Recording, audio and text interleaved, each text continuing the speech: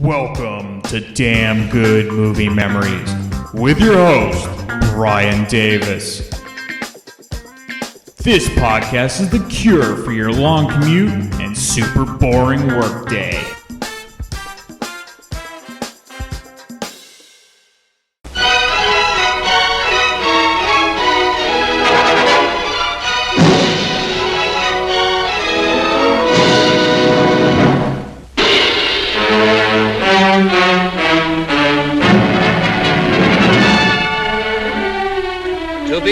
Not to Be is truly an outstanding motion picture, an exciting romantic comedy keyed to an ever-mounting tempo of suspense.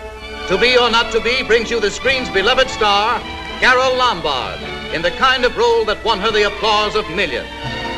And that mirth maker of the movies, that Casanova of the radio, your favorite comedian, Jack Benny, in something entirely new, something surprisingly different, and it's hilarious all the way.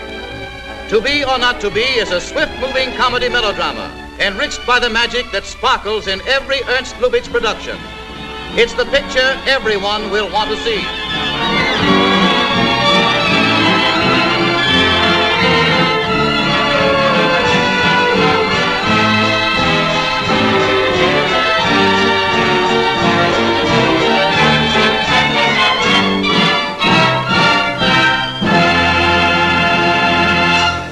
Hey there, it's Brian Davis, and for this week's episode, we're going to cover the movie To Be or Not to Be from 1942. The studio was United Artists. The release date was February 19th, 1942, with a running time of 99 minutes, and it was in black and white. Leonard Maltin from his classic movie guide gives it 3.5 out of 4 stars, and his quick little synopsis is Jack Benny has the role of a lifetime as that great actor Joseph Tura, whose Polish theater troupe is put out of business by invading Nazis until they become involved in espionage and find their thespian skills being put to the ultimate test. Superb black comedy scripted by Edwin Justice Mayer, the opening gag with Tom Dugan is a gem. Carole Lombard's final film released after her death. Remade in 1983 with Mel Brooks and Anne Bancroft. Rotten Tomatoes gives it 98% fresh from 46 reviews. Their critics' consensus is a complex and timely satire with as much darkness as slapstick. Ernst Lubitsch, To Be or Not to Be, delicately balances humor and ethics. So as a kid growing up, I was different in many ways than other kids my age when it came to enjoyment of certain entertainment. For example, I was listening to blues music from the 1950s and 60s when I was 10 years old, and this is in the 80s. So while other kids were jamming on Def Leppard and Madonna, I was listening to the blues and old rock and roll. And my other love as a kid, and still today, were old-time radio programs from the 1930s and 40s. And one of my favorite performers, and still is Jack Benny and his cast of wacky characters. But strangely enough, it wasn't until I was in my 20s that I finally saw To Be or Not to Be, and this was because I bought a DVD box set which included tons of classic comedies from the 30s and 40s, and I immediately loved the film, and Benny was just brilliant in the co-lead with Carole Lombard. Alright, let's get into the main cast. You have Carole Lombard playing Marie, and as Maltin mentioned, this would tragically be the final film released for Carole Lombard because she was killed in a plane crash while returning home from a tour selling war bonds. She was considered one of the top comedic actresses of her era, along with her stunning beauty, and her best-known film roles were 20th Century, Hands Across the Table, My Man Godfrey, Nothing Sacred, and a rare straight-ahead comedy by Alfred Hitchcock called Mr. and Mrs. Smith. Lombard was married twice, both to two of the most famous actors of their era, William Powell and Clark Gable. The marriage to Powell only lasted 2 years in the early 1930s, but they remained good friends after their divorce. The marriage to Clark Gable was obvious tabloid fodder because they were kind of like the Angelina Jolie and Brad Pitt for their era. And even though Gable married twice more after the death of Carole Lombard, people close to him said he was never the same after her death. Jack Benny plays Joseph, and as I mentioned earlier, Benny was best known for being one of the most popular comedians of his day, and he hosted his own radio and TV program for over 30 years. And film-wise, Benny did appear in a handful of films, but he was best known for doing movie parodies on his radio program. For example, there was always an ongoing joke on his radio show about his box office failure from 1945 for the movie called The Horn Blows at Midnight. Also, almost as a precursor to movies made from Saturday Night Live bits, the movie Buck Benny Rides Again was essentially made based off his character from his radio show. Some of the supporting cast that also appeared in the film include a very young Robert Stack. This was only his 6th movie at the time. Lionel Atwill, Felix Bressert, who you would know from Shop Around the Corner, and Tom Dugan. The director was Ernst Lubitsch, who began directing and acting in silent films in 1913 in Germany. He would then move to Hollywood in 1922 and establish himself directing U.S. films. His best-known films to modern viewers would be his later films like Ninotchka with Greta Garbo, The Shop Around the Corner with James Stewart, Heaven Can Wait and Clooney Brown, and of course, To Be or Not to Be. All right, let's get into the movie. The film starts with something that is not done any longer with modern films. We get the intro credits, and instead of simply just showing the names of the actors in list form, we actually see short clips from the film we're about to watch, including each cast member. And this was somewhat commonplace for movies in the 1930s and 40s, but it stopped being the norm around the 1960s. I kind of like these intros because in a way it gives you a face to the name if you didn't know them, especially back in an era way before you could look up anything on the internet. The film begins in August of 1939 in Warsaw, Poland, and the viewer believes they are seeing a peacetime Poland, but we quickly find out in that scene that plays out, it's actually a local theater group rehearsing a new play called Gestapo, which is a satire of the Nazi invasion of Poland. Heil Hitler! Heil Hitler! Heil Hitler! Colonel, we have Wilhelm Kunze here, if you'd like to look into his record. I hope he'll talk. He'd better. Send him in. Yes, sir. Wilhelm Kunze! Wilhelm Kunze! Wilhelm Kunze! Heil Hitler! Heil Hitler!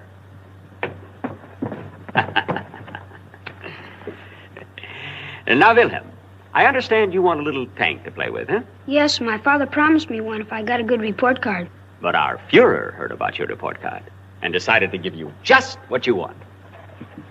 Heil Hitler! Heil Hitler! Heil Hitler!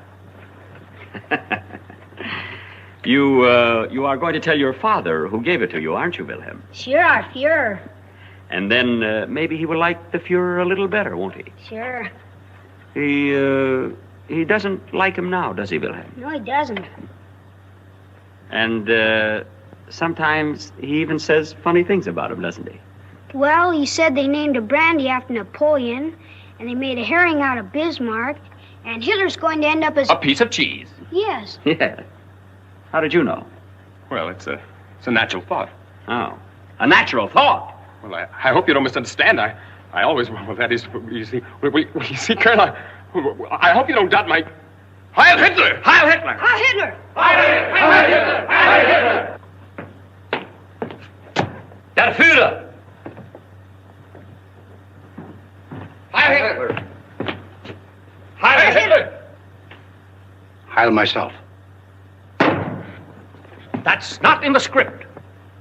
But, Mr. Dobosh, please. That's not in the script, Mr. Brunsky. But it'll get a laugh. But I don't want to laugh here. How many times have I told you not to add any line? I want... You want my opinion, Mr. Dobosh? No, Mr. Greenberg, I do not want your opinion. All right, let me give you my reaction.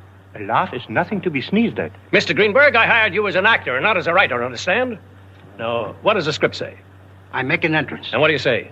Nothing. Then say nothing. The theater group includes Maria, Carole Lombard, her husband Joseph, Jack Benny, Greenberg, Felix Bressert, Ray Witch, Lionel Atwill, Bronski, Tom Dugan. Bronski can do a spot-on impression of Adolf Hitler, so much so he fools people on the street with his costume and mannerisms.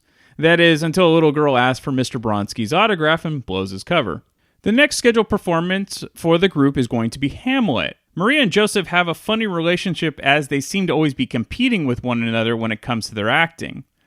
Lombard and Benny mesh really well together, and I think they could have been a great comedy team in film if not for Lombard's tragic death, as I mentioned earlier. Hello? It's Mr. Tura. Will you please order me a salami and cheese sandwich and a glass of beer? Right away, please. Thank you. Boy, it's a little cool tonight. Not to me. Oh, I know. I'm giving a rotten performance. I always do when we quarrel. Say something nice. You faker.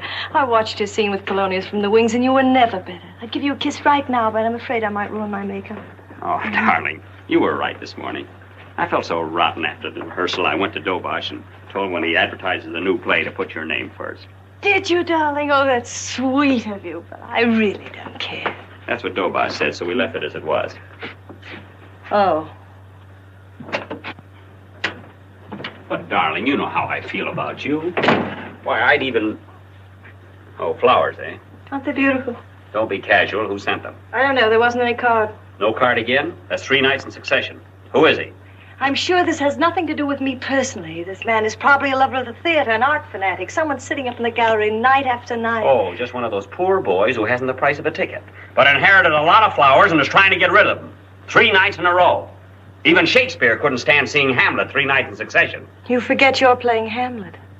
Oh, that's right. Mr. Tura on stage! Maria, darling, I'm going into my big scene. Joseph, sweetheart, I swear I don't know who it is. Thanks, darling.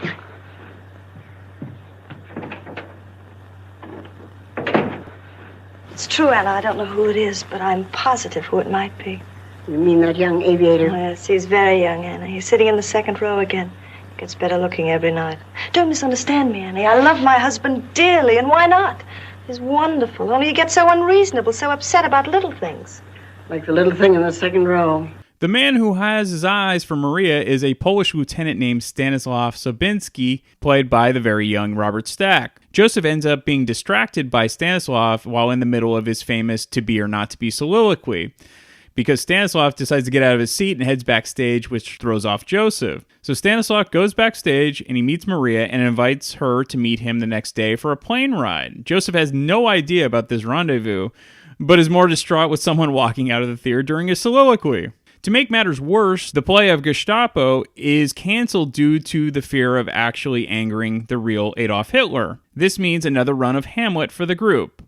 Like the previous night, Stanislav walks out of the theater again during the soliloquy, which infuriates Joseph. To be or not to be?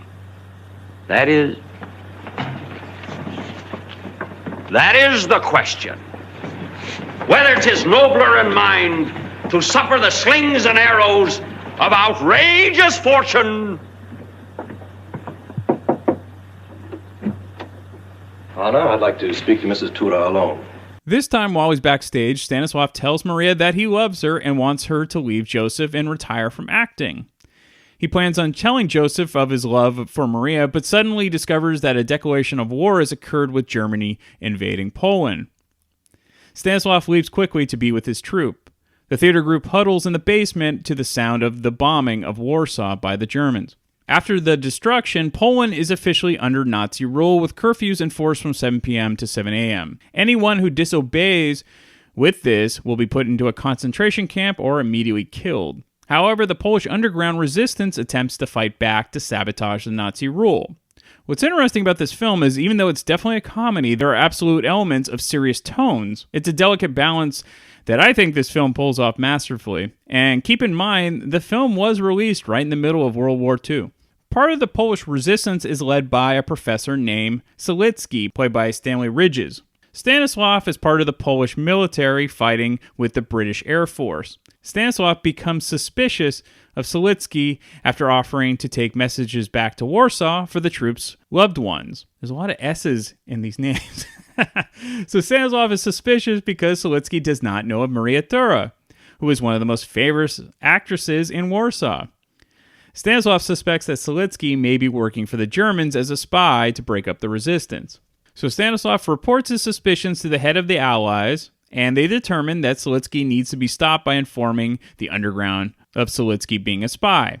So Stanislav is sent on this mission to Warsaw, which involves parachuting into occupied Poland.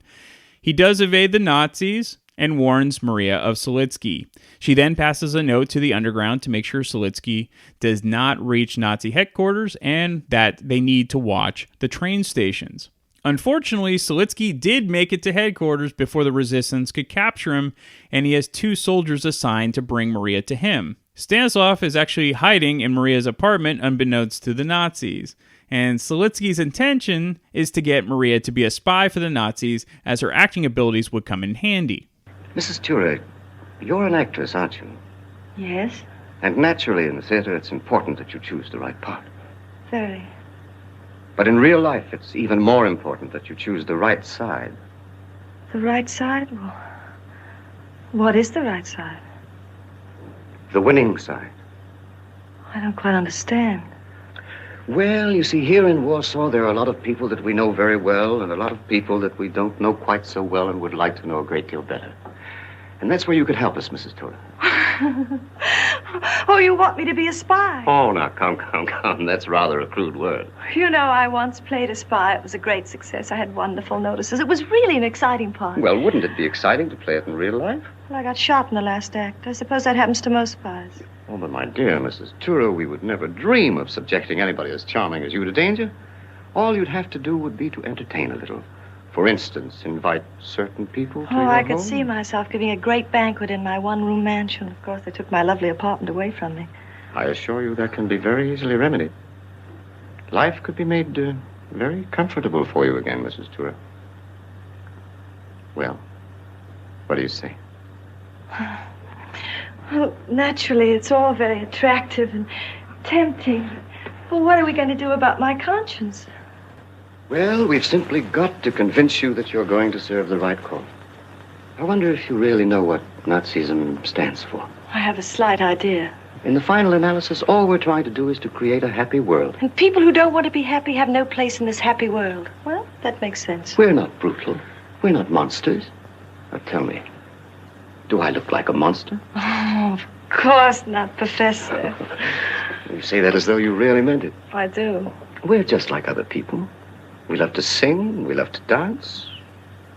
We admire beautiful women. We're human. And sometimes very human. I'm convinced of that. Why don't you stay here for dinner? I can imagine nothing more charming. And before the evening is over, I'm sure you'll say Heil Hitler.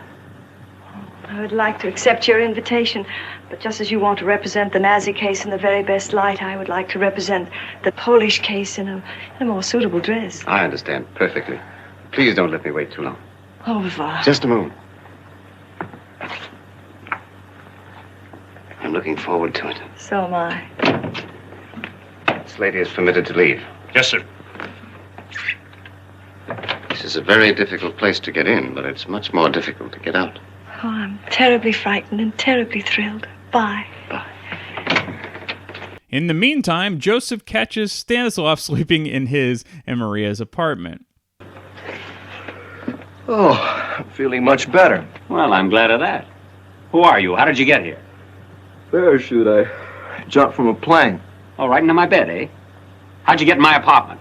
Oh, your wife, isn't she back? I'm getting worried. You're worried. I'm worried. Shh, not so loud. You might endanger all of us. After all, we're all in the same boat. Oh, the same boat, eh? Well, then let me ask you something as one sailor to another. What ill wind blew you into my slippers?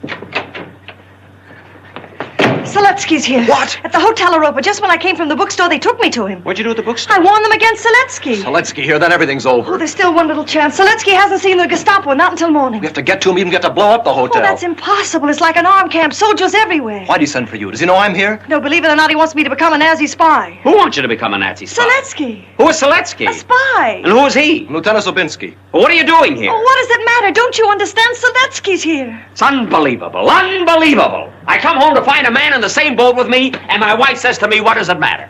But, Mr. Tura, it's the 0 hour. You certainly don't want me to waste a lot of time giving you a long explanation. No, but I think a husband is entitled to an inkling. All right. Seletsky wants me to have dinner with him, and if we don't get any other idea, I hate to think of it, but maybe I'll have to kill him myself because I'm the only one that can get to him. You see, this all wouldn't have happened if the lieutenant had arrived before Seletsky. But they sent a plane for Seletsky, so Seletsky arrived before the lieutenant. Now, is that clear? No. So you're going to have dinner with him. That's our only chance. Wait a minute.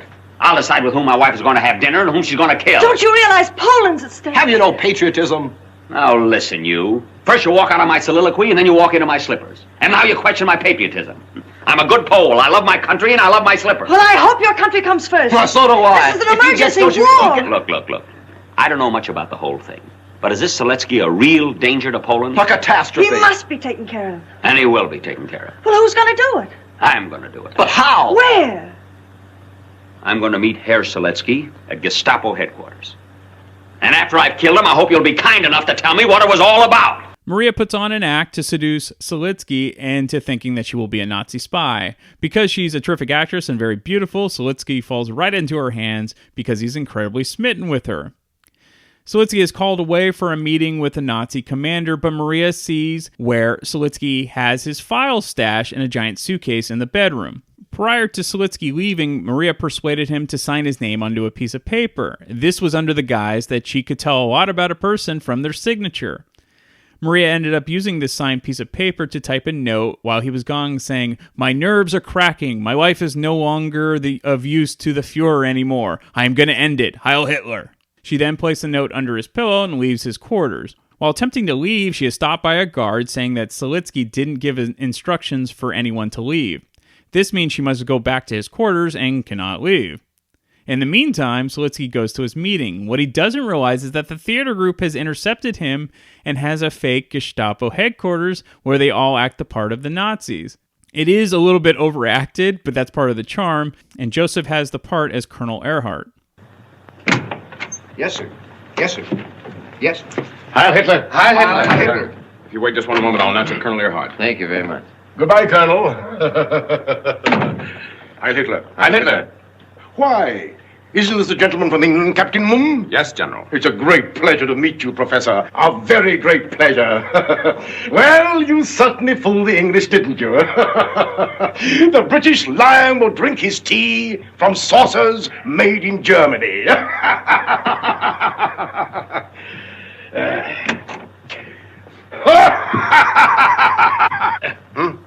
Heil Hitler. Heil Hitler. How did he ever become a general? Oh, he's Goring's brother-in-law. Oh. I'll announce you to the Colonel. Thank you.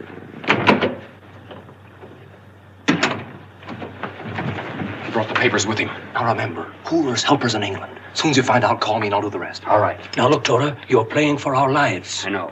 Dobosh, I'm going to do the impossible. I'm going to surpass myself. Don't, Tora. Take it easy and don't draw out the scene, please. Come on, let's go. I hate to leave the fate of my country in the hands of a ham. Send him in. Professor, please. Oh, thank you. Heil Hitler. Heil Hitler. Professor Selitsky, I'm glad to see you. And I'm glad to see you, too, Colonel. Sit down, please. Thank you very much. I can't tell you how delighted we are to have you here. And may I say, my dear Colonel, that it's good to breathe the air of the Gestapo again. You know, you're quite famous in London, Colonel. They call you Concentration Camp Ehrhardt. Yes, yes. We do the concentrating and the Poles do the camping. Yes, indeed. Well, here's the report. And that's the end of the underground movement. Let's see this. Excellent, excellent. They're as good as dead. I assume there are no supplementary documents still at the hotel. No, that covers everything. Good, good. And I'm sending the duplicate on to Berlin the first thing in the morning. The duplicate? Oh, yes, of course, the duplicate. You ask me, it's a lot of red tape, but since they want it, why, all right. Naturally. You know, Professor, Warsaw is a dangerous place these days. But I suppose you have the papers in the hotel safe. No, they're locked in my trunk. But the whole hotel is a safe. Yes, of course. Naturally. I want to get the machinery started on this report right away. I'll be back in a moment. Very well.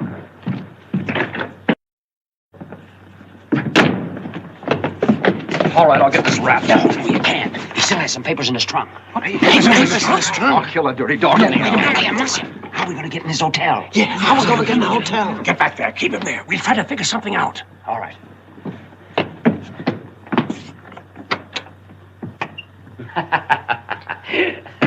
Well, Colonel, is there anything else you want to ask me? Lots. Sit down, Professor. Yes. There are many things I want to ask you. Yes. So many things. Well, anything you want to know, I'd only be too happy to oblige. Thank you. So they call me Concentration Camp Ehrhardt. Yes. You know, Professor, there's something I wanted to ask you. Yes? What? Oh. Well, that's the way it is. 1,000 questions on your mind, yet you can't think of anything to ask. But it will crystallize. Maybe there's something you'd like to ask me. No, I can't think of anything, Colonel. Oh. So they call me Concentration Camp Earhart.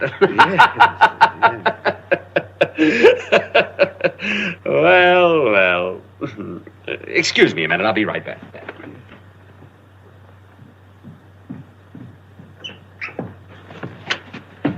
I'm running out of dialogue. We got it. Here, take this gun. Put it in your pocket. Now you take him back to the hotel. All right. As soon as you're in his room, you hit him over the head with the butt of the gun. All right. Then you take his keys, open his trunk, and burn the papers. And then you shoot him. All right.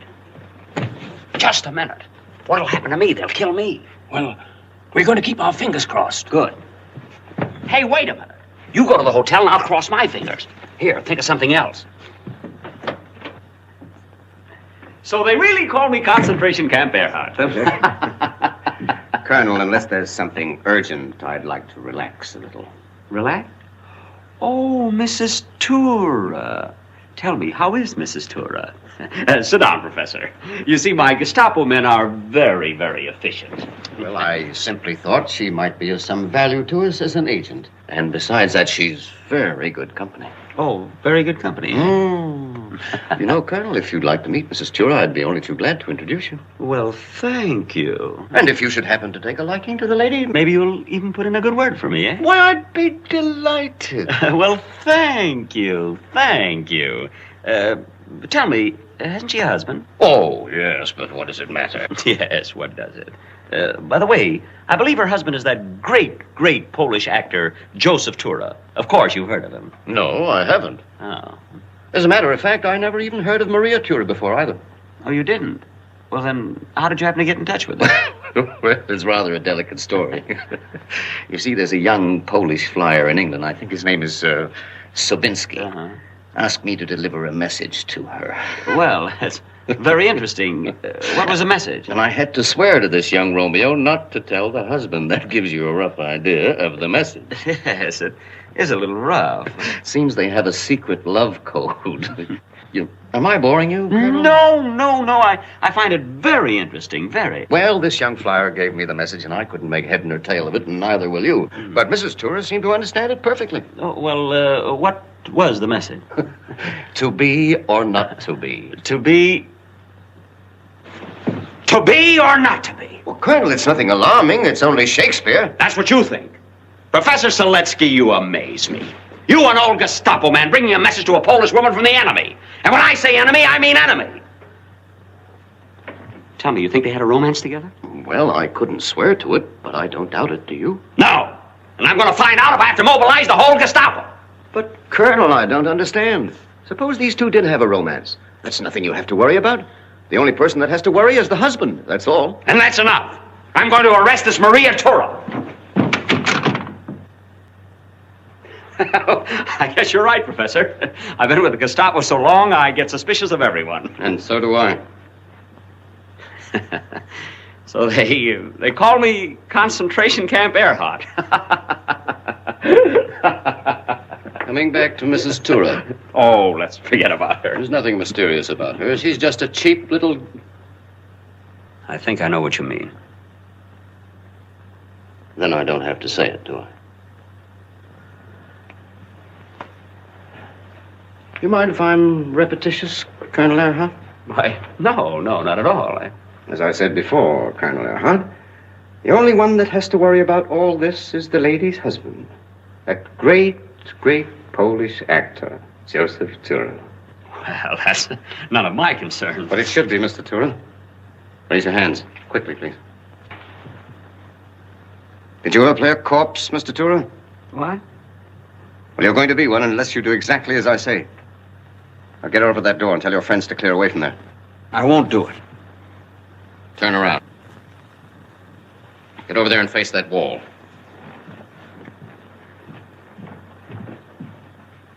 Now stay there. You sure you won't change your mind? I'll give you one more chance. Very well, Mr. Tura. Long live Poland! Oh.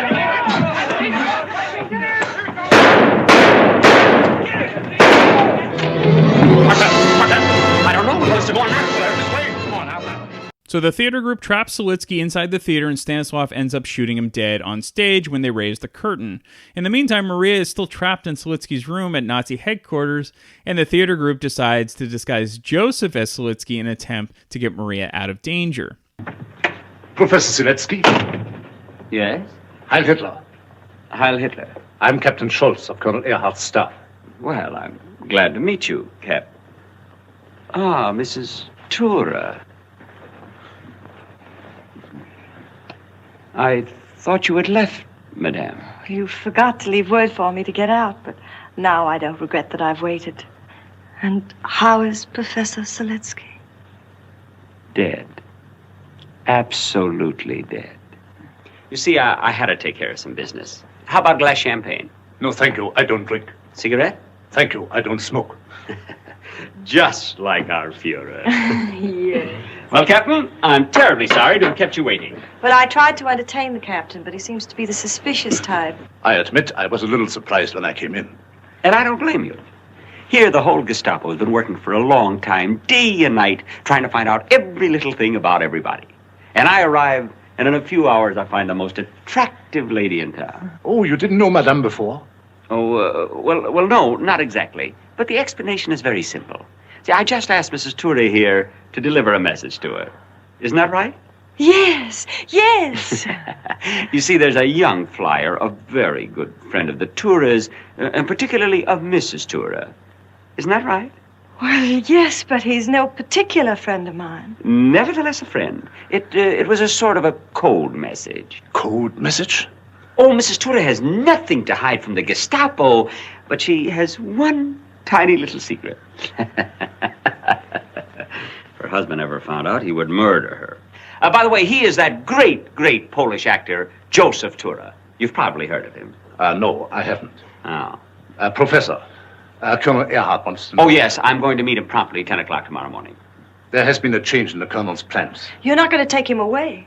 I'm sorry, but the colonel is expecting the professor now. Those are my orders. Oh.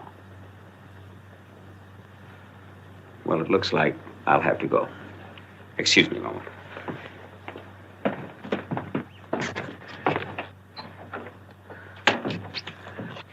Oh, sweetheart. Darling. Here, open the trunk and burn all the papers. All right, but tell me, what did you do with Selitsky? What'd you do with Sabinski? Oh, that's all so unimportant now. Don't you realize you're going right into the hands of the Gestapo? Yes. The scene is loaded with dynamite. One little slip and I'm a dead man. Do you know I'm never any good unless I have my peace of mind? Maria, be honest, be frank. I've got to know. Did you tell that fellow to walk out of my soliloquy? Oh, sweetheart, darling, I love you. Don't you know that? Don't you feel it? If anything should happen to you... You think I can do it? Of course, you're a great actor. Nobody can play it but you. You can and you will do it. Oh, sweetheart. Goodbye. If I shouldn't come back, I forgive you what happened between you and Sabinski. But if I come back, it's a different matter.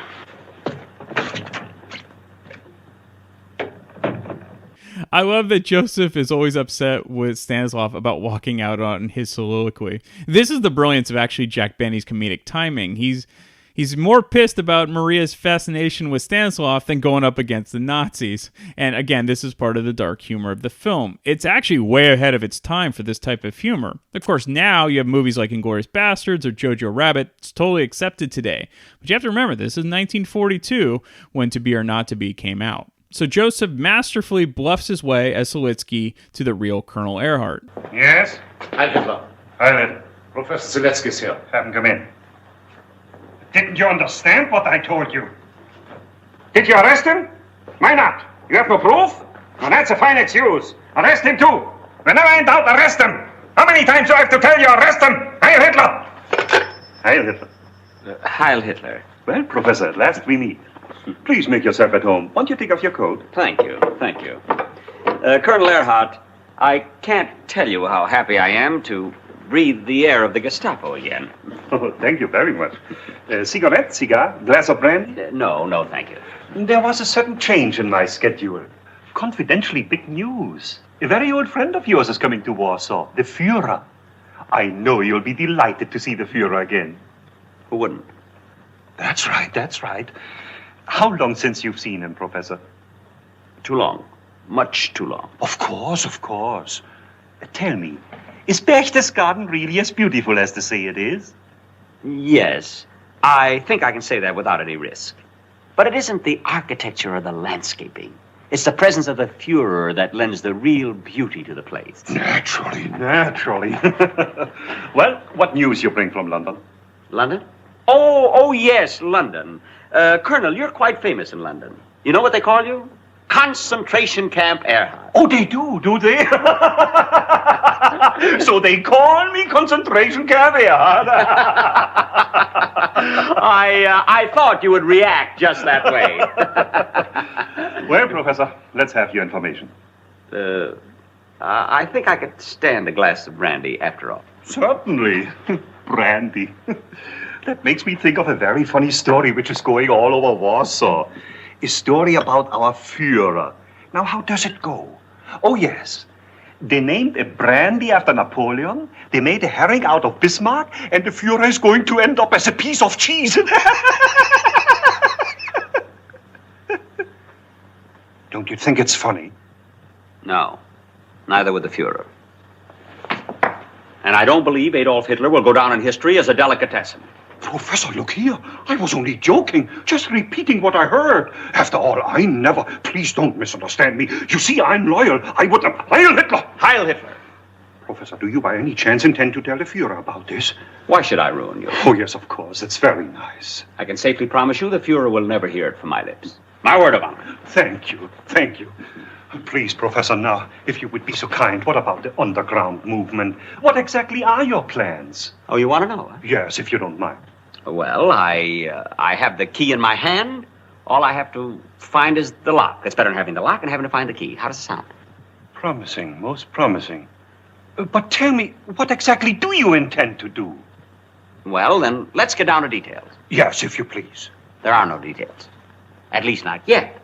But the important thing is, I have the name of the leader of the whole underground movement. And if we play our cards right and carefully... I understand. If you watch the shepherd, you are bound to find the flock. What's the name of the shepherd? Boguslav Ravansky. Send Captain Schultz in. So they call me Concentration Camp Erhard.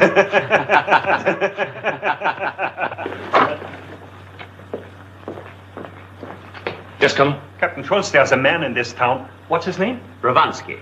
You mean Boguslav Ravansky? Yes. Oh, you don't have to worry about him. What do you mean? We shot him 2 days ago. Ravansky shot? I refuse to believe. Do you realize whom you shot, Captain Schultz? I risked my life to get the key man of the underground movement, and just when we're ready, it's sabotage, sabotage, sabotage! I resent that, Professor. Why did you shoot him? We had definite proof that this man was telling some outrageous, supposed to be funny stories about the Führer. That's no reason to shoot the man. I agree with you. At least not right away. So you shot Ravansky like that. Wouldn't have been a good idea to look him over first? Yes, why don't we look over people before we shoot them? I'm sorry, Colonel, but you signed the order of execution yourself. Oh, well, I sign so many every day. You see, I can't rely on my own people anymore. Please, Colonel, maybe we can still save the situation. There's one other man, a possibility, a good possibility. Maximilian Piotrowski. Maximilian Piotrowski? Don't tell me you... Yes. Well, Colonel, all I can say is you can't have your cake and shoot it, too. It can't be done. And if they hear about this in England, I'm sure they'll gladly give you the Victoria Cross. I resent that, Professor. That's all, Schultz. Yes, sir.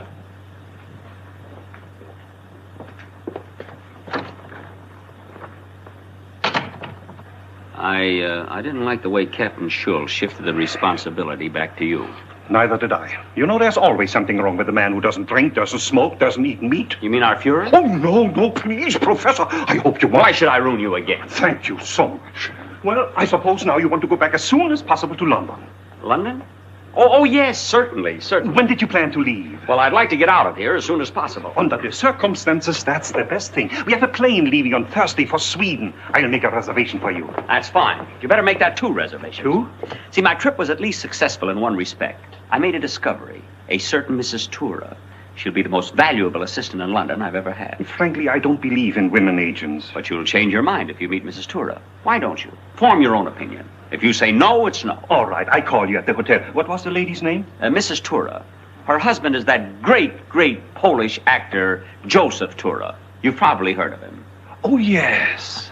As a matter of fact, I saw him on the stage when I was in Warsaw once before the war. Really? What he did to Shakespeare, we are doing now to Poland. Goodbye, Colonel. Goodbye, Professor. Again, I love the ongoing gag with Joseph always asking about his acting chops, only to get cold water thrown at his ego at every attempt. So the next day, Maria is summoned to meet with Earhart, only to be informed that Selitsky was killed after his body was found at the theater. They suspect that a British agent landed in Warsaw a few days earlier. Unfortunately for Joseph, he doesn't realize that the Nazis found the real body of Selitsky, and he attempts to arrange another meeting with the Nazis posing as Selitsky. And this is where the suspense gets really good for the rest of the film, so I can't give anything away. Again, the movie was way ahead of its time when it came to dark humor, and considering that the film was released again in the middle of World War II, it's even more startling. At the time, some critics and filmgoers thought the film was a bit distasteful given the timing of the film. However, as more time passed, it's viewed as a classic, and I highly recommend watching this film, especially if you're a World War II history person. And I will say that the ending is priceless, but again, watch the movie for yourself. All right, some fun facts. Ernst Lubitsch has never considered anyone other than Jack Benny for the lead role for this film. He had even written the character with Jack Benny in mind. Miriam Hopkins was the original choice for Maria Tura, but she turned down the role when she realized Jack Benny had all the laughs and that her part would largely be as the straight man. Carole Lombard saw the overall quality of the material and took the part. So because Carole Lombard died in a plane crash while the movie was in post-production, the filmmakers decided to cut out the line that had her character ask, "What can happen in a plane?" When Jack Benny's father went to see this movie, he was outraged at the sight of his son in a Nazi uniform in the first scene and even stormed out of the theater. Jack convinced his father that it was satire, and he agreed to sit through it all. After the shooting of the film was finished, Carole Lombard told many people that this film was the happiest experience of her career from start to finish. Jack Benny had his insecurities for taking on a lead role in the movie, and Lubitsch was quoted as saying to Benny in his German accent, "You think you're a comedian, you're not even a clown. You are fooling the public for 30 years. You are even fooling yourself. A clown, he is a performer what is doing funny things. A comedian, he is a performer what is saying funny things. But you, Jack, you are an actor. You are an actor playing the part of a comedian, and this you are doing very well. But do not worry, I keep your secret to myself." Mary Livingston, who is married to Jack Benny, reported in her book that Jack could not attend a preview screening scheduled for the release of the movie on the Monday following Carole Lombard's death because he was so distraught by her death. And she also indicated that the preview audience gasped when Jack and Carole's name appeared in the opening credits and then clapped and cheered every time she appeared on screen. As I had mentioned earlier, Jack Benny was one of the best comedians of the time, and to prove that, I will play one of his classic radio shows. And one of my favorite things that he used to do was every Christmas he would have a show where he'd go shopping, and he'd always run into a few of his regulars. One being Frank Nelson, who played the floor walker, and of course you'll remember him in many things, and he always went, "Yes!"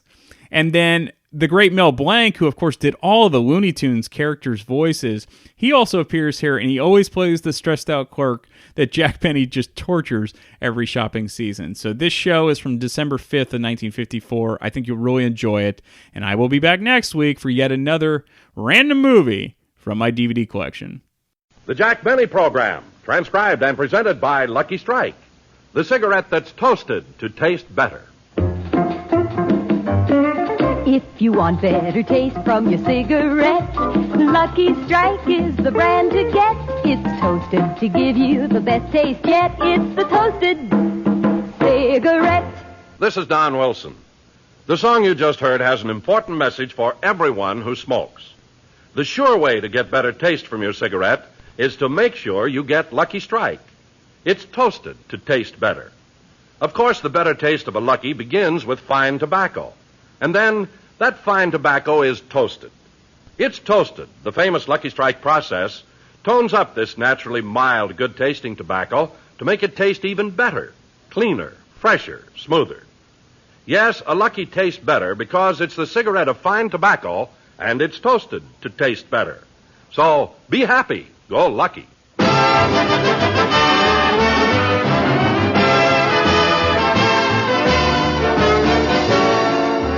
Strike program starring Jack Benny with Mary Livingston, Rochester, Dennis Day, Bob Crosby, and yours truly, Don Wilson.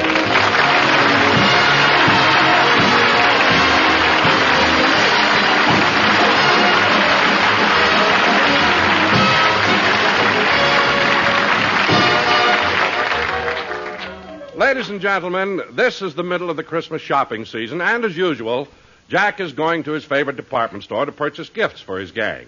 But before we go Christmas shopping, I'd like to take you to a modest little home in the suburbs of Los Angeles. The home belongs to a department store salesman and his wife. It's 5 o'clock in the morning.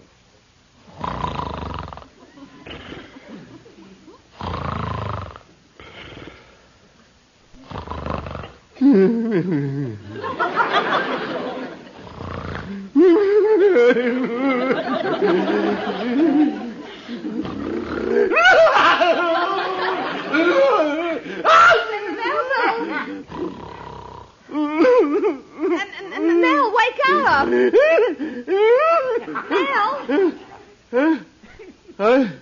What? You were having a bad dream. Oh, yeah. That same nightmare. I always have it this time of year, Beatrice. About that blue-eyed old man that comes to the store for his Christmas shopping? Yeah. Only this dream was worse. I looked at his hands, and instead of fingers, he had shoelaces. On one hand, the fingernails were plastic tips, and on the other hand was metal tips. Why do I always have to dream about him? Now, Mel, control yourself. Maybe he won't come into the store this year. Oh, he'll come. He's been coming in and driving me nuts for over 15 years. Well, don't worry about it. Maybe he's mellowed. Maybe he'll be kinder now that he's getting old. He was old 15 years ago.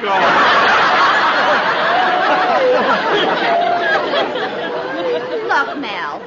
Look, you go to the store, and during my lunch hour, I'll come down to your department, and if you've had any trouble, I'll relieve you. Anyway, there's very little chance of seeing him now that you're in the art department.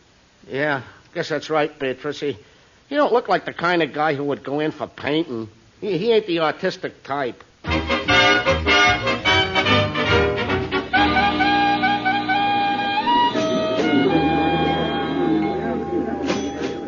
Mr. Benny, you've still got quite a few more names on your Christmas list. Yeah, I still have to get something from my producer and Miss Livingston now, so you can do your personal shopping. Thank you. And will it be all right if I charge my things to your account?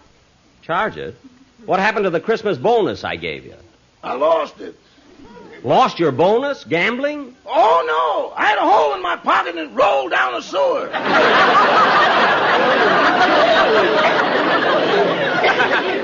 Now, wait a minute, Rod. Stop making up jokes. I gave you a $25 check for a Christmas bonus.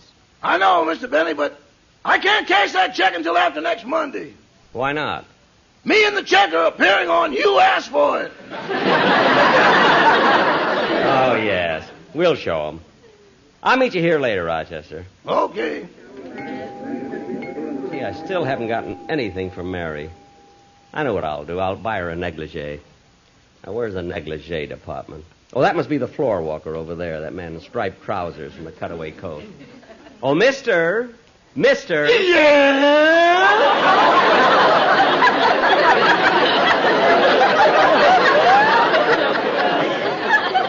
Are you the floor walker?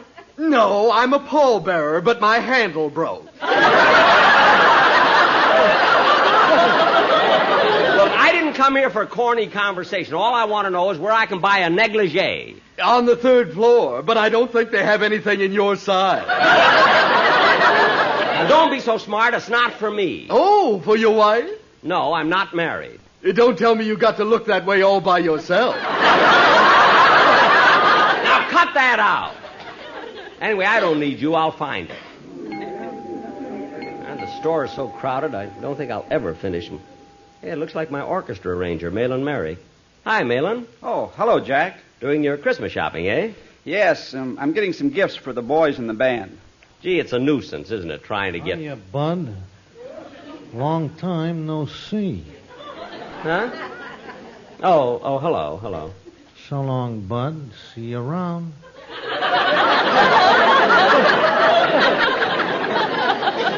Yeah. Yeah. Goodbye. Jack, who is that fella? Oh, he's a racetrack tout. He's always trying to talk me out of everything. I got to finish my shopping. So long, Malin. Oh, just a minute, Jack. Yes? I'm having a big party on New Year's Eve. I know. You've already invited me. Yes, and I thought that since you've given so many parties, you could help me out a bit. You see, I've already hired a caterer, and I thought you might recommend a good bartender. Well, now, that's the silliest thing, Mal, spending good money on a bartender. Why don't you get one of the boys in your band? I mean, get Frank Remley. Nobody knows more about drinks than he does. No, I wouldn't try that again, Jack. He was the bartender at the last party I gave. Well, what happened? Well, the first guest to arrive walked up and ordered a scotch and soda. Uh-huh. Remley bent down, got the scotch, never came up again.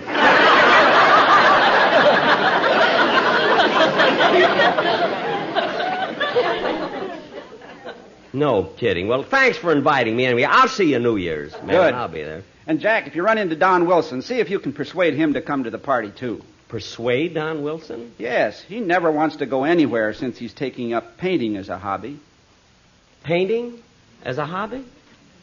Say, I'm glad you mentioned that, Malin. I was worried what to get Don. For Don, you know, last year I got him a box of dates with nuts in them and everything. Now I'll get him some paints. I'm going to the art department. I'll see you later. They sure have everything for the artist here. Where's the salesman? Oh, there he is. Oh, clerk. Yes, sir. What can I do?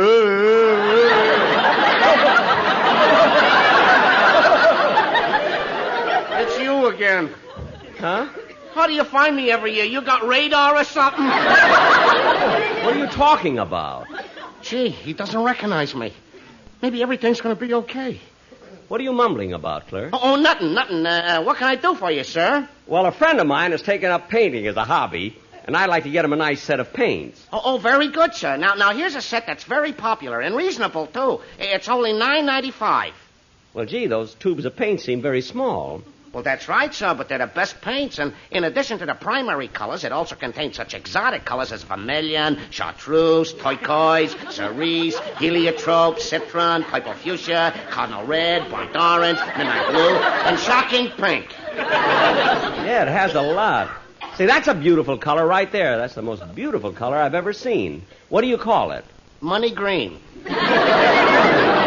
Well, I'll take it. Now, I'd like it gift wrapped. Yes, sir. I'll be back in a second with it. Gee, he didn't even recognize me. And he didn't give me the least bit of trouble. In fact, he was real sweet. Oh, boy, I'm lucky. I'll say I'm lucky. This is my lucky day. There, that looks pretty. Well, here you are, sir. That'll be 10 1/4, including tax. 10 1/4? Gee, that seems like a lot to pay for just a few paints. Huh? Well, not when you consider what you're getting. Most people don't mind paying the extra money for oil paints. They last so much longer than the watercolors. Oh. You have watercolors, too?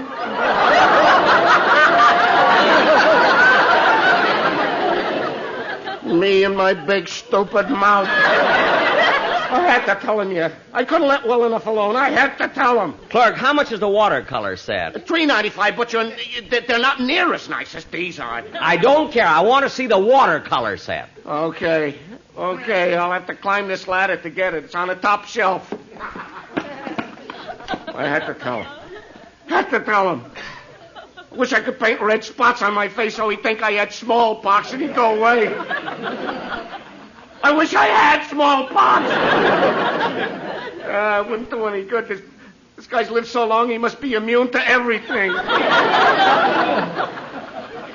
But it's my own fault.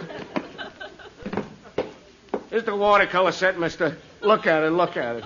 Say, this looks okay. But it's only got 5 colors, gray, blue, black, red, and 30 brown.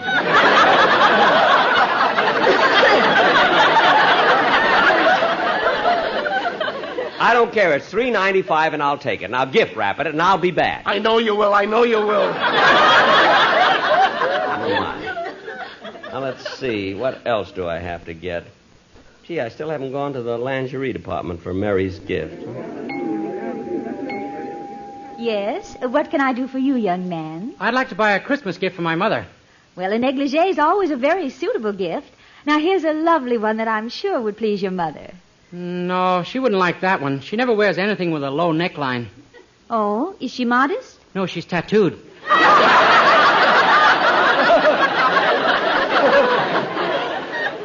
Well, here's something that might suit your mother more. Gee, that looks nice. Only I'd like it in a brighter color. You see, my father is always depressed, and bright colors cheer him up. Oh, well, we have a large selection of colors. But tell me, what size does your mother wear? Well, gee, I don't know, but she's about as tall as you are. Oh, does she have my build? If she did, my father wouldn't need cheering up.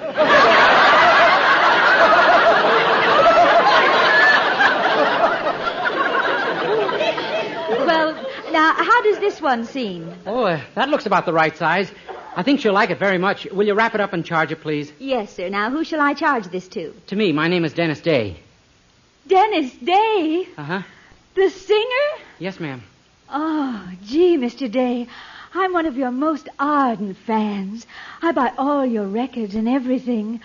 Why, when I hear you sing, I just quiver and shake all over. 3 coins in the fountain. There they lie in the fountain. Which one will the fountain... Mr. Day!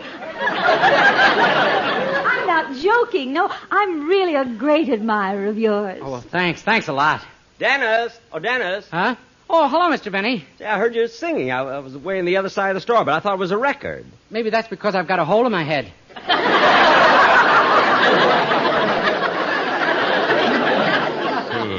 Well, I got to run along, Mr. Benny. I still have lots of shopping to do. Same here. So long, kid. Oh, Miss. Yes, sir? I'd like to get a gift for a girlfriend. Well, just a moment, sir. That man at the end of the counter was here first. Well, that's quite all right. Jingle bells, Oh, there you are, Mr. Benny. Yeah, Rochester, did you finish your shopping? Uh-huh. I even got a present for you. Oh, that's nice. What is it? Oh, now wait till Christmas. Oh, come on, tell me, Rochester. You know how I hate waiting. Is it something I can wear? Uh-huh. Is it something I'd wear above the waist? Uh-huh. A shirt? Nope. Is it something I wear above the shoulders? Uh-huh. I've got it. It's a hat. No, but it's right under it.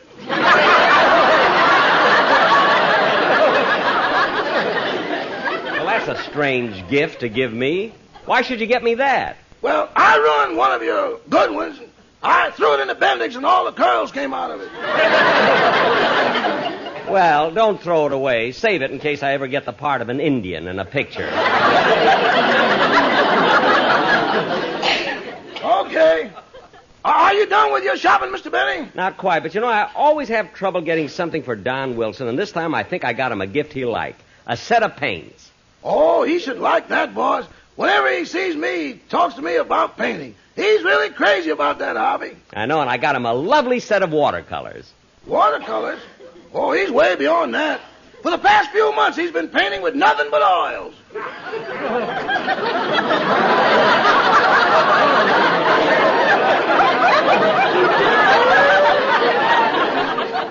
Oils?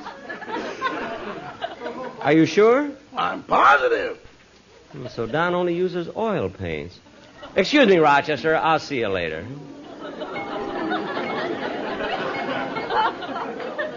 All right, there's no sun up in the sky, stormy weather. Oh, clerk. Oh, it's you again. Here's your watercolors, all gift wrapped and everything. Well, I've changed my mind. I want the oils.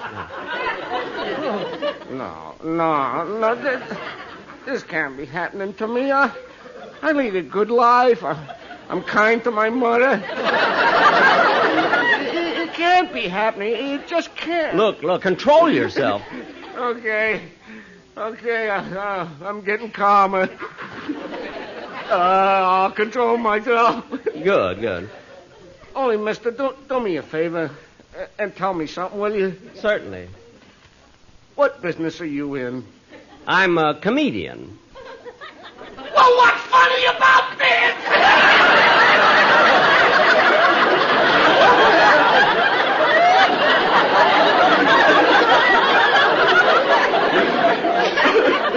Look,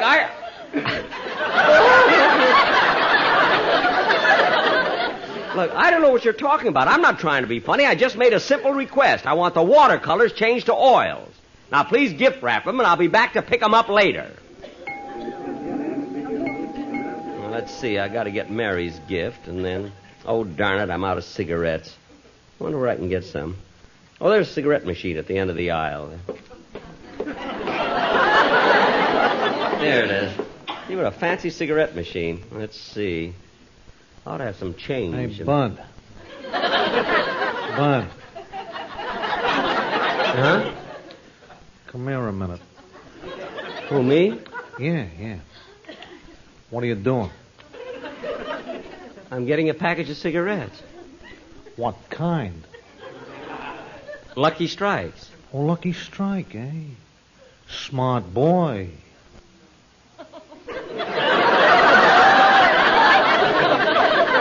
Huh? You're putting your dough on the favorite. I know. And it's a great bet across the board. Win, place, and show? No, cleaner, fresher, smoother.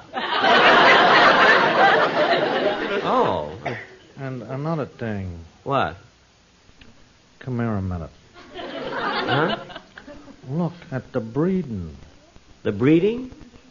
It's by Sold American out of Goldsboro, North Carolina. Well, thanks very much. You going to get a pack of Luckies? Am I going to get a pack of Luckies? Yeah. Come here a minute.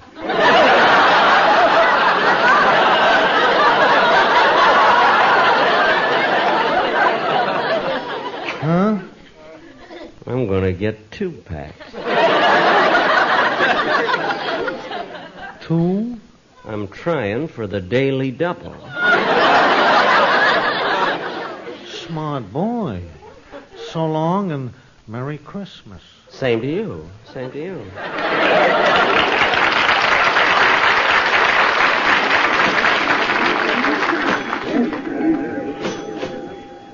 If you want better taste in your cigarette, Lucky Strike is the brand to get. It's toasted to see. Yeah, I got the cigarettes.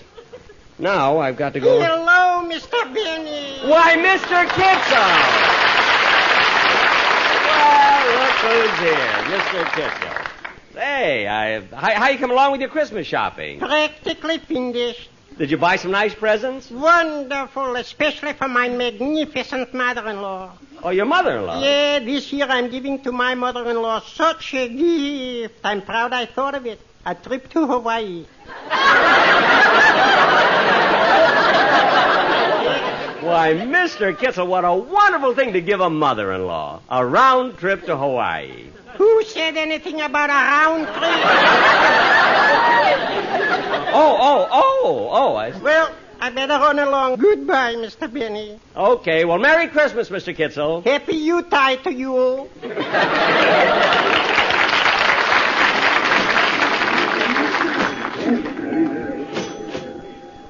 Here you are, sir. And I assure you it's a lovely gift. Well, thank you. And I hope you have a wonderful Christmas. And do come back again. I don't even know if I'm going to leave. You know, you're one of the most attractive salesmen. Miss, can you please... Oh, hello, Don. Well, hi, Jack. Hey, I'll bet I know something you don't know. What's that? I ran into Bagby, the piano player, and now I know what the boys in the band are going to give you for Christmas. What? Beautiful set of golf clubs. Oh, isn't that wonderful? I can use a new set. I can hardly wait till Christmas. Well, you may even get them before Christmas if the paint dries. Paint? What paint? Where they scratched off the owner's name. Well, they should have left the name on. I'd know who not to play with. What characters they are. By the way, Don, how's your wife? Oh, she's fine now. Now? Yeah, just a few weeks ago, she broke out in hives, and her eyes were always watering, and the doctors didn't know what it was until they found out she had an allergy. Gosh, what was she allergic to? The oil in oil paints.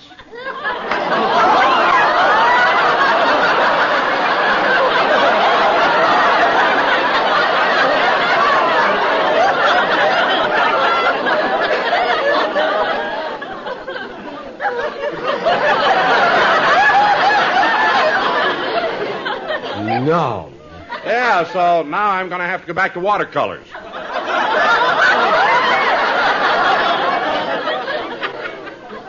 You use only Watercolors now, Don? That's right. Excuse me, Don. I've got to go somewhere.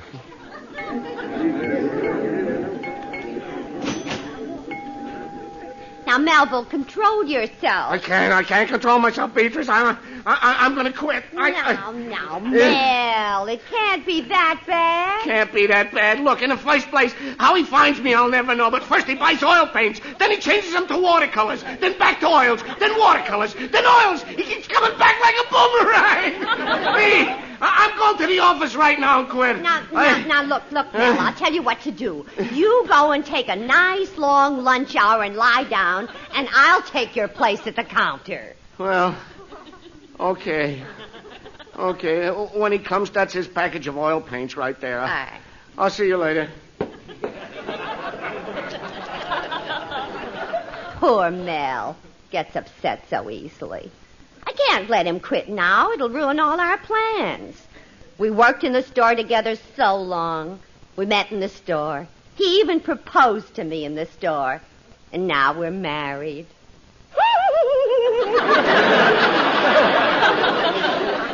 Excuse me, miss. Yes, sir. What can I do for you? Well, where's the clerk who's usually here? Well, he's gone to lunch, but perhaps I can help you. Well, I'm supposed to have a package of oil paints ready for me. Yes, sir. Wait a minute. This must be the man who's been driving Mel crazy. Yet it can't be. This guy couldn't bother anybody. He's such a kindly-looking old schnook.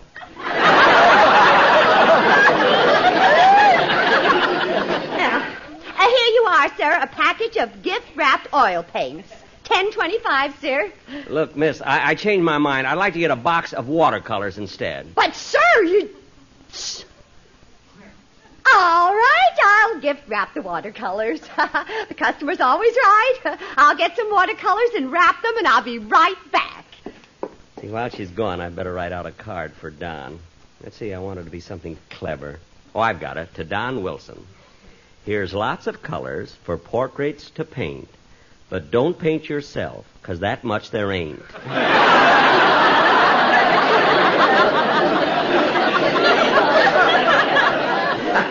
Say, that's cute.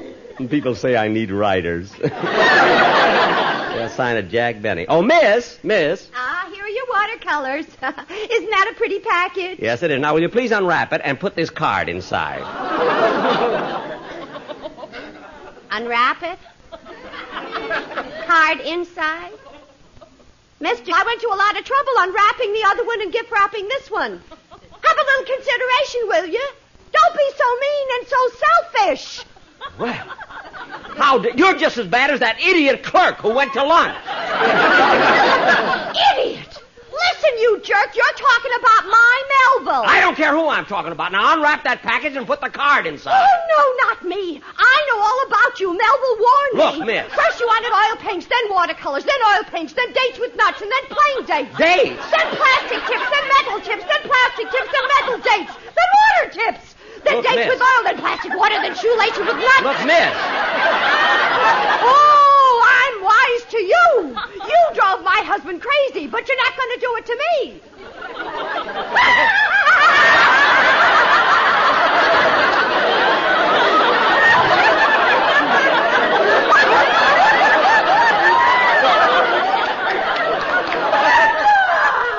Oh, for heaven's sake, I'll just send Don a card this year.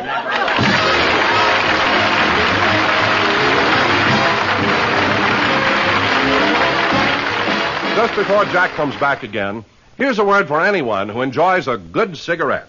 If you want better taste from your cigarette, Lucky Strike is the brand to get. It's toasted to give you the best taste, yet it's the toasted cigarette. They take fine tobacco. It's light tobacco. It's mild tobacco too. And it's toasted. Yes, it's toasted, 'cause the toasting brings the flavor right through. So to get better taste from your cigarette, Lucky Strike is the brand to get. It's toasted to give you the best taste, yet it's the toasted cigarette.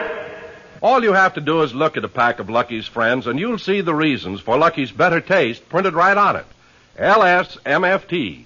Lucky Strike means fine tobacco. Light, naturally mild, good-tasting tobacco. And it's toasted. It's Toasted is the famous Lucky Strike process that tones up Lucky's fine tobacco, bringing it to its peak of flavor, making it taste even better, cleaner, fresher, smoother. So be happy, go lucky, and say, a wonderful way to say Merry Christmas to your friends is to give them Luckies in the beautiful Christmas cartons. These special Lucky cartons are handsomely decorated in keeping with the gay spirit of the Yuletide season. They're so nice to give, so wonderful to get. This Christmas, give Lucky Strike in Christmas gift cartons.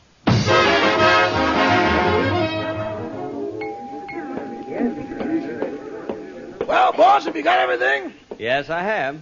Say, that's sure a pretty package. It looks so Christmassy with all that red paper. That's not red paper, that's blood. Blood? I never thought she'd punch me in the nose. Good night, folks.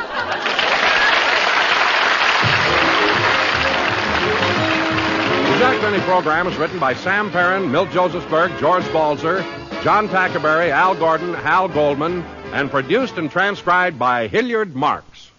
Filter smokers, true tobacco taste, real filtration, famous Tareyton quality. They're all yours when you smoke Filter Tip Tareyton. Filter Tip Tareyton gives you all the full, rich taste of Tareyton's quality tobacco and real filtration, too. Because Filter Tip Tareyton incorporates activated charcoal, renowned for its unusual powers of selective filtration. Look for the red, white, and blue stripes on the package.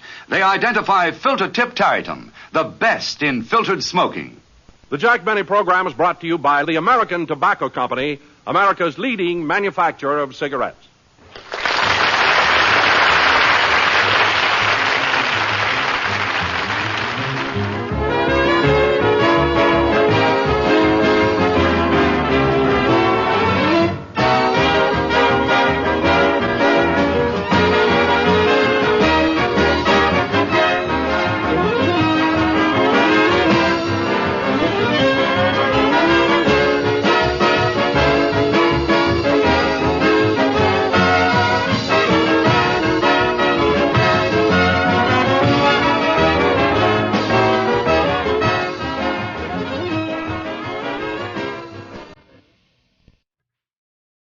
Hey, this is Brian Davis, and you might know me from the Damn Good Movie Memories podcast. And now, get ready for the Bad Beat Show on ThatMetalStation.com from 11 p.m. to 1 a.m. Eastern every Wednesday night. I'm going to play some kick-ass hard rock inspired by the blues, because after all, the foundation of all things rock and metal is, of course, the blues. So join me every Wednesday night for the Bad Beat, because even when you lose, you still win. We are officially on Spotify now, so if you don't use iTunes, if you don't use the Podbean app, you can go to Spotify and get all of our past episodes. You can stream it on there, so if you're a Spotify user, you can go find Damn Good Movie... I can't even say my own podcast. Damn Good Movie Memories. Yes, I know what I'm talking about. I'm the host, right? Okay, so go to Spotify, look for Damn Good Movie Memories. You can stream all of that stuff. And yeah, so if you don't want to use iTunes, you don't want to use Podbean, you can use Spotify as well.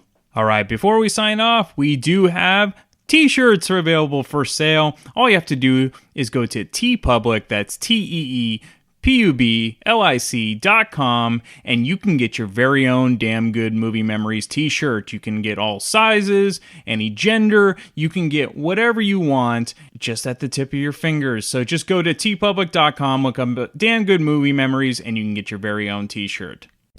If you enjoy this podcast and are an iTunes user, please do the show a favor and head on over to the official iTunes page for Damn Good Movie Memories. Be sure to leave a rating and a review. This will allow the show to appear higher in the algorithm and spread the joy of this podcast to the masses.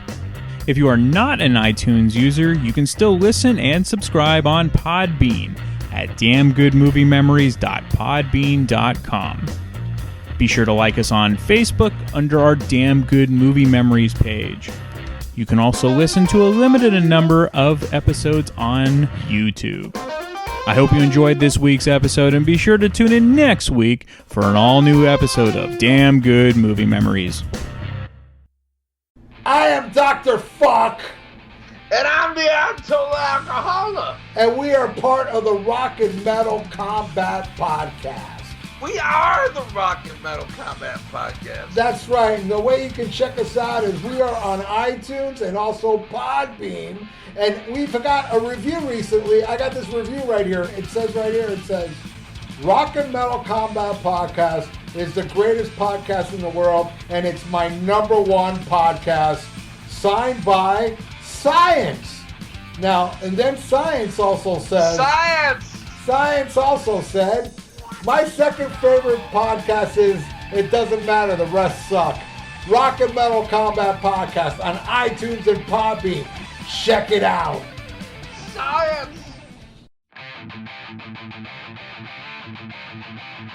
Are you ready for the hottest new podcast out there? Check out the Vieira Vault, featuring none other than Dr. Fuck Ralph Vieira. You will hear personal stories and personal songs from the vault.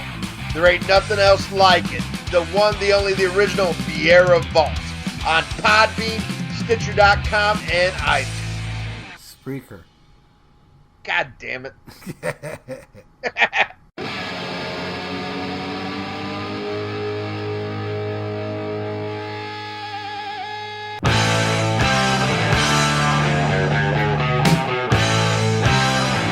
Hey, this is Stephen Michael from the Growing Up Rock Podcast. If you're like me and my co-host Sonny Hollywood Pooney, you grew up loving hard rock and metal music. Check out our podcast where we talk to bands and artists that help create the soundtrack to our lives, along with playing some killer new and old deep tracks of kick-ass guitar-driven rock and roll. Find us wherever you find your podcast to listen to.